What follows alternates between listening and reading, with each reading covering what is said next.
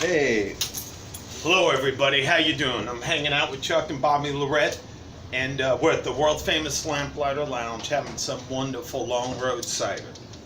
And then, by the way, is it true you're having a record release party this Saturday night for Datadrums? yeah, we're actually having one Friday night in another state, but in Memphis, which is important here.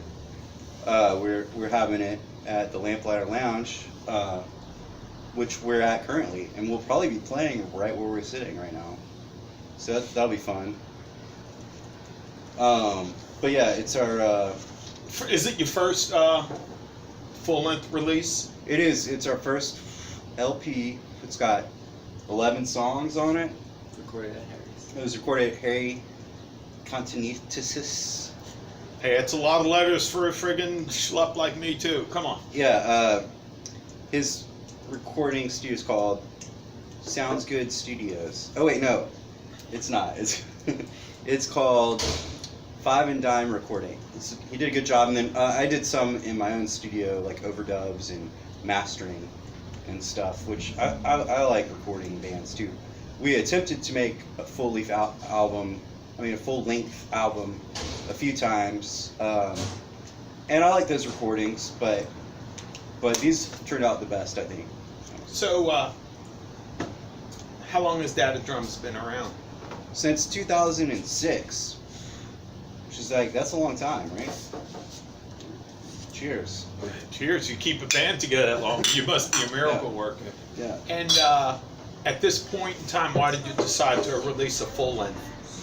Well, my birthday's coming up in a couple of days, and I just want to have a full-length record by the time I was 30. Lovely. Yeah. So, So kind of like a milestone. yeah, well, and we've gotten, I think after over 10 years of practice, we've got these songs down, I think. But, yeah, I guess it does cost some kind of money to produce vinyl.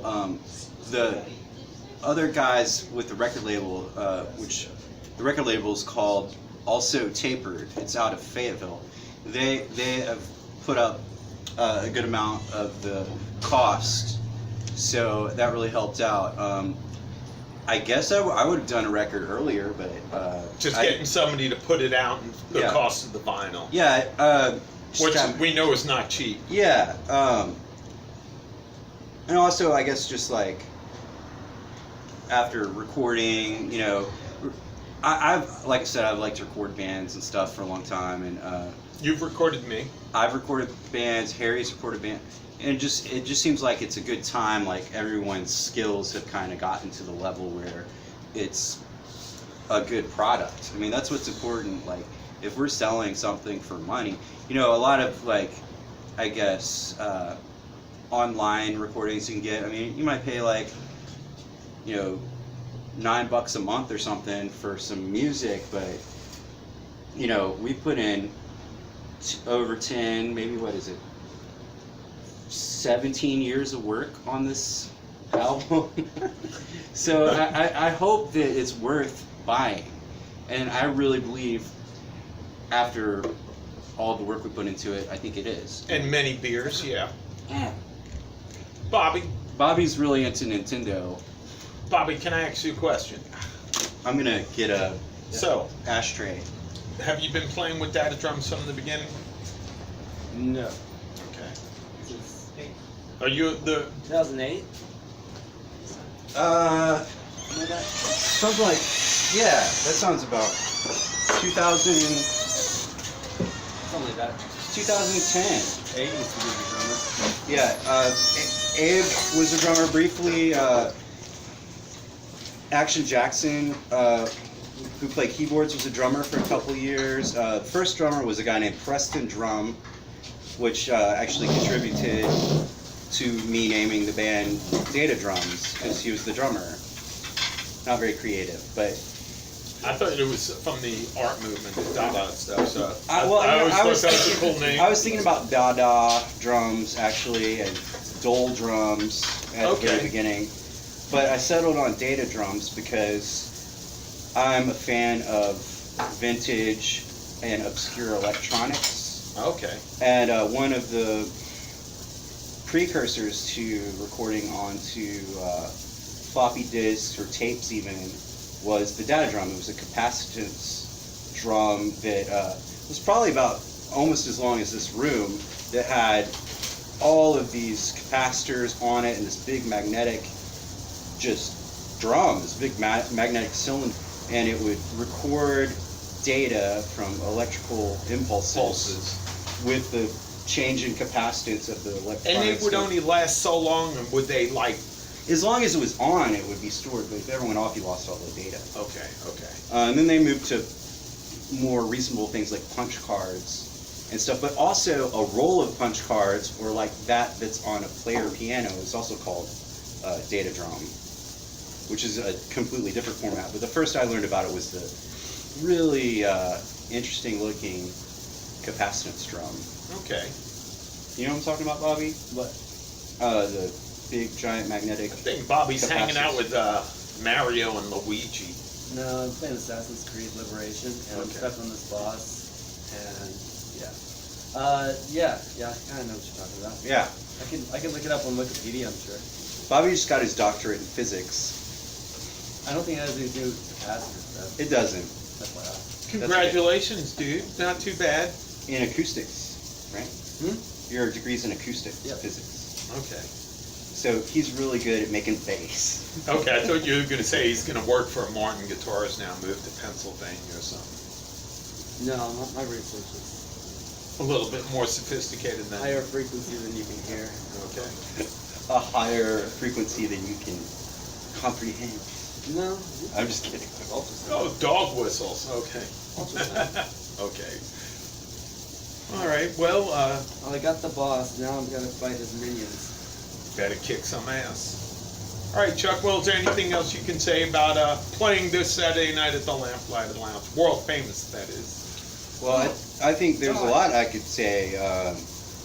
You know, I'm really happy that we're playing, and What other bands are on the show that lots night? of bands. There's Dusk Seeker from, I think, Houston, Texas. They're kind of a noise guitar guy. And Big Grump, it's a regional post-punk, heavy kind of, Big Black kind of band? Maybe no, maybe not.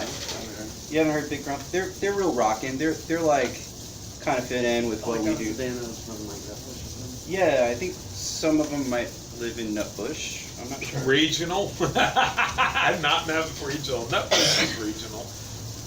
Yeah, That's what they said. That's the same band. I'm some of the thinking guys, and then one of the guys, They said this. he's in some other bands too. The singer, he wears glasses and longer I could be thinking of a kind of different dress uniforms. Okay.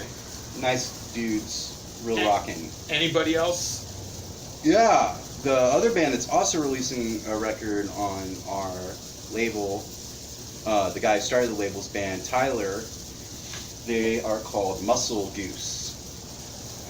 They're also very rad. They're very in line with the Big Grump and our band too. What would you say our band is kind of like, Richard? Rock and roll kind of kicks ass. Yeah. What did you play at Crosstown last time I seen you play? The pizza place near Crosstown. Yeah. I thought that was pretty cool. It was definitely like an assault of rock and roll. Yeah. What do you feel when you're playing drums in our band, Bobby? Besides anger. It was a write-up that I thought was decent. It said like a mix between Lifers and Evo and... Yeah, that's right. What songs did you cover that night? You did some cool covers. Did I cover? Once in a while, yeah. What? Was that the night that you played the song about the about the people in the audience? Oh no, Or that was was that- we played Rail Carton, and I made up a song about Oh, the Rail Garden. Was it Some- called Beach Bums from Paradise? something like we sometimes we'll do improv jazz. Sometimes Ornette Coleman style Well- or Albert Ireland? more like I don't know, Wesley Willis. Okay. We'll play like just kind of ridiculous stuff, but we have our mainstream stuff too. I guess we did a show for the recording. We did a show for the recording people. Harry, we did a show here, and we switched up on instruments for the first like 20 minutes. We played, and people had heard we were like a really tight band, and you know, Bobby was playing guitar, and I was playing drums, and somebody was playing theremin. Sneak attack. And it didn't sound like our band at all, and it was a lot of fun. We like to kind of, we'll come up with new stuff every show, just like messing around.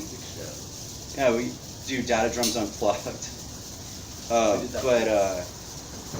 But yeah, but when we get down to it, we are, you know, the craft crew of songwriting. So you guys are like songsters. Right. You know. You're not songwriters, you're songsters. Because when I think of like songwriters, I think of Nashville, you know, I think of some dude with an acoustic singing about his friggin' taco truck running his What's mother Nashville? over. It's another cult. Oh. But We're anyway, in Memphis, Tennessee, which that's right, really southern, none of little that bit more middle of the road shit. Tennessee than Yeah. Nashville. Nashville's more like, I don't know, Washington, D.C. or something. Or like, I don't know, they want to be Austin, Texas, but they won't take off their boots. Who, Austin and Nashville? I don't know, both of them. I don't know. I mean, I got boots. I got boots. I got Doc Martens.